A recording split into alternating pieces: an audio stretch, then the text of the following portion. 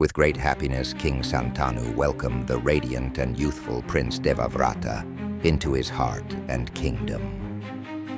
The king, filled with pride and love for his son, officially declared him the Yuvaraja, the heir to the throne, marking him as the future ruler of the kingdom. One day, as the king was wandering on the banks of the Yamuna, the air was suddenly filled with a fragrance so divinely sweet that the king sought for its cause, and he traced it to a maiden so lovely that she seemed a goddess. A sage had conferred on her the boon that a divine perfume should emanate from her, and this was now pervading the whole forest. From the moment the goddess Ganga left him, the king had kept his senses under control. But the sight of this divinely beautiful maiden burst the bonds of restraint and filled him with an overmastering desire. He asked her to be his wife. The maiden said, "I am a fisherwoman, the daughter of the chief of the fishermen. May it please you to ask him and get his consent." Her voice was sweet as her form. The father was an astute man. He said, "O king, there is no doubt that this maiden, like every other, has to be married to someone, and you are indeed worthy of her. Still, you have to make a promise to me before you can have her." Santanu replied, "If it is a just promise, I shall make it." The chief of the fisherfolk said, "The child born of this maiden should be the king after you."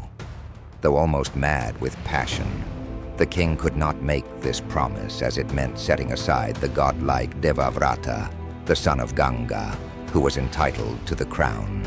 It was a price that could not be thought of without shame.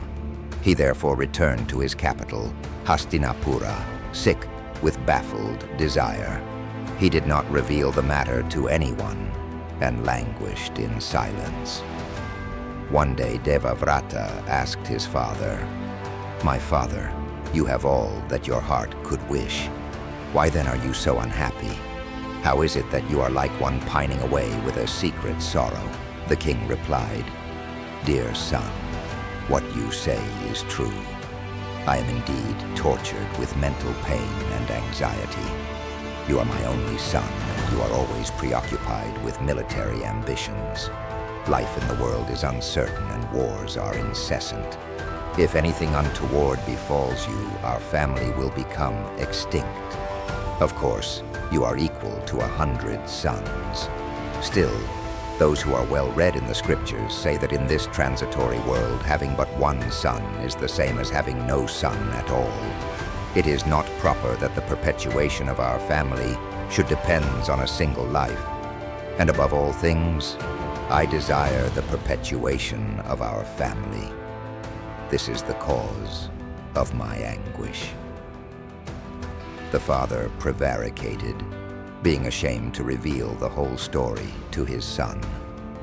The wise Devavrata realized that there must be a secret cause for the mental condition of his father, and questioning the king's charioteer, came to know of his meeting with the fisher maiden on the banks of the Yamuna.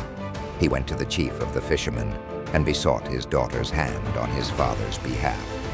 The fisherman was respectful, but firm. "My daughter is indeed fit to be the king's spouse. Then should not her son become king?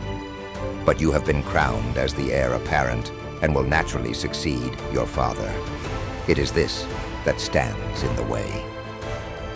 Devavrata replied, "I give you my word that the son born of this maiden shall be king, and I renounce in his favor my right as heir apparent." And he took a vow to that effect.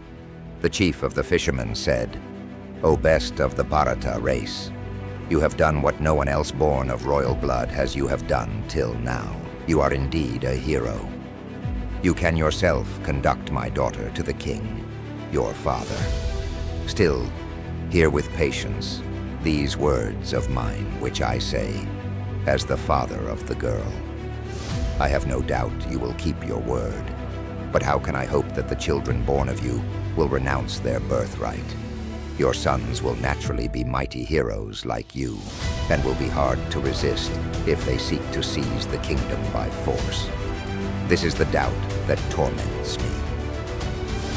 When he heard this knotty question posed by the girl's father, Devavrata, who was bent on fulfilling the king's desire, made his supreme renunciation. He vowed with upraised arm to the father of the maiden, "I shall never marry, and I dedicate myself to a life of unbroken chastity." And as he uttered these words of renunciation, the gods showered flowers on his head, and cries of "Bhishma, Bhishma" resounded in the air. Bhishma means one who undertakes a terrible vow and fulfills it. That name became the celebrated epithet of Devavrata from that time. Then the son of Ganga led the maiden Satyavati to his father.